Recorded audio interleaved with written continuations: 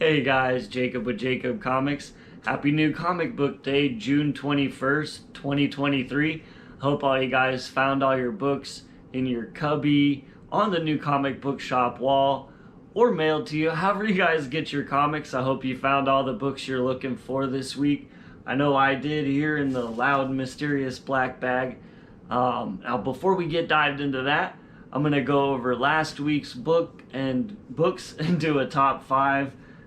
Just missing the top 5. I put Carnage 14.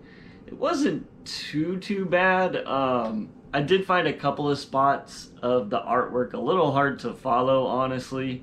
But Carnage seems to be getting more powered, and Miles is trying to stop him with kind of this band of ex supervillains. So, you know, I'm not completely blown away with Carnage Reigns so far, but we'll see. Hopefully it picks it up. We got another book here this week that is another tie-in, so yeah, maybe that one will be a bit more exciting, right? And so in the number 5 spot, I had X-Men Red number 12. And this one's just fun. It's sort of starting a new storyline here where some people that are related to the Krakoans of Mars, like this other mutants that are aliens, is the best way to describe it quickly. They have their own history and everything, and apparently kind of this super villain from their history seems to be they were kind of telling the story, and I found it pretty interesting. So yeah, number 5.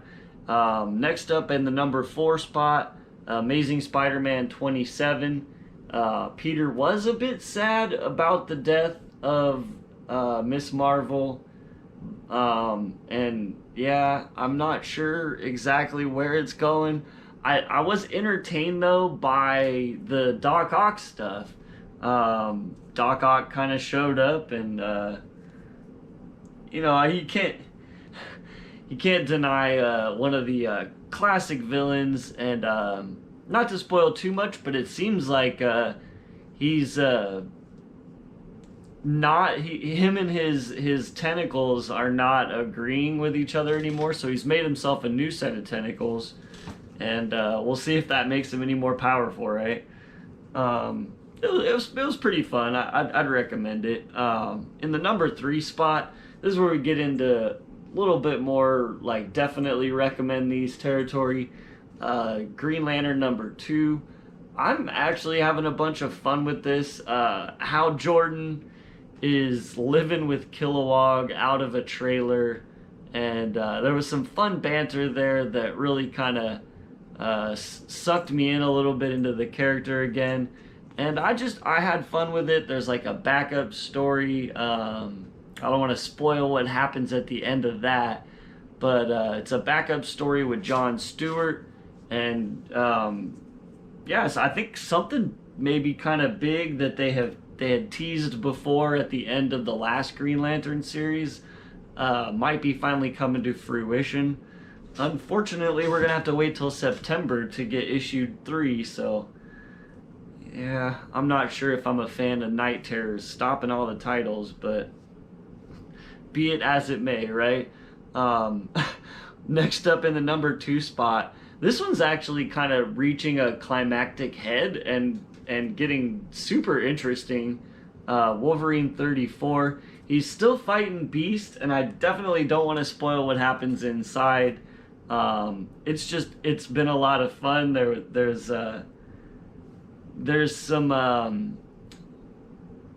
some positioning between Wolverine and Beast as far as this kind of battle that's raged on, because both can't be killed is the best way to, without spoiling too much. But yeah, so they had this conversation at a dinner table, and it's great. With Beast obviously trying to convince Wolverine, just let me do my thing, and Wolverine's like, no, you're totally bad. And amazingly enough, in the number 1 spot was Batman Incorporated number 9. This one blew me away this week. Honestly, I really had a lot of fun with it. I don't want to spoil anything that's happening in this, but kind of the setup is that Joker has this group of Joker henchmen that he calls Joker Incorporated, and at the end of it, he sets up something that I don't want to spoil, but he sets up this really crazy kind of scheme to mess with Ghostmaker, and I found it really it was totally something Joker would do, and I dug it. It was a lot of fun, and as usual, the artwork is just stellar in that title. There's a lot of back characters to follow, maybe a little bit more than I can completely remember everyone's name, but I always have fun with the book.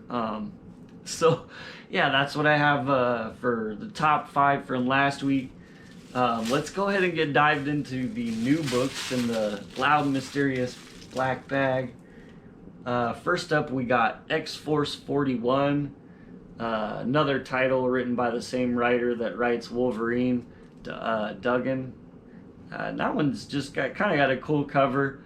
Colossus is I actually got the variant on this one, like Colossus speedball throwing X-23, and we got Deadpool and Omega Red, who are some of the other team members of X-Force right now. Like I was saying, there's a tie-in for Carnage Reigns. Carnage Reigns part 6 to 7 actually, so it looks like we're getting near the end. Miles Morales number 7. Pretty cool cover on that one with Carnage looking super evil. I think this is the first time we've had Miles and Carnage fight too, so kind of noteworthy for that. Venom 21. I feel like we just had the last Venom a couple weeks ago too, so this title's really coming out hot and heavy a lot. But yeah, Eddie, I don't want to spoil too much. Eddie Brock's back on Earth. He's alive, and he's trying to find, I guess, where Dylan is and take out some bad guys at the same time. Next up, we got Guardians of the Galaxy 3. Check out this cover with Groot and all the heroes there. This one's actually been pretty fun too. I don't want to spoil anything that's going on, but I've been having fun with that one. That one's almost like could be a must read. This storyline's really interesting. I'll let you guys know if it starts kind of hashing out and really getting intense. But that's where it looks like it's going. Next up, I got Edge of Spider-Verse 3. I hear this one's got this Spider-Boy kind of gives us some more details about who Spider-Boy is.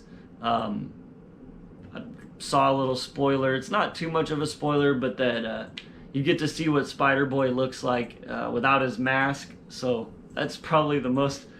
I'm super curious. Like, what does he look like? And then we got Incredible Hulk number 1. So they relaunch of the Hulk title with a new team. We'll see how that goes. Nightwing 105, and apparently this issue is like a first-person perspective issue. Super curious to see how that plays out. I definitely trust Bruno Redondo to make that really cool, because he usually does the coolest things with these kind of strange concepts, different concepts. And it always it's always a treat when he does do that. And next up, we got Titans number 2. So 2 Tom Taylor books here at the end from DC. Again, this one's sort of sad. We're gonna have to wait until September to find out whatever happens in that. Like I said, I'm not sure if that's the greatest idea for DC. Pop a comment below what you guys think about how Night Terrors, this crossover that they have, is kind of doing a renumbering on all the books, or a number 1 and a number 2, and then all the titles sort of pause while that's happening for 2 months, and then we pick back up with whatever issue. So like Titans is going on hiatus for 2 months, and then it'll pick up with issue 3 in September, which, like I said, they're doing this with a lot of titles. Green Lantern is hit number 2. The Shazam is hit number 2. A lot of titles that they just started, and now they're making us wait 2 months. I don't know if that's the greatest marketing decision. Like I said, I'm curious to see what the folks think. As always, if you do comment, helps the YouTube algorithm. As always, like, comment, subscribe to the channel. See you guys next time, and have a great day.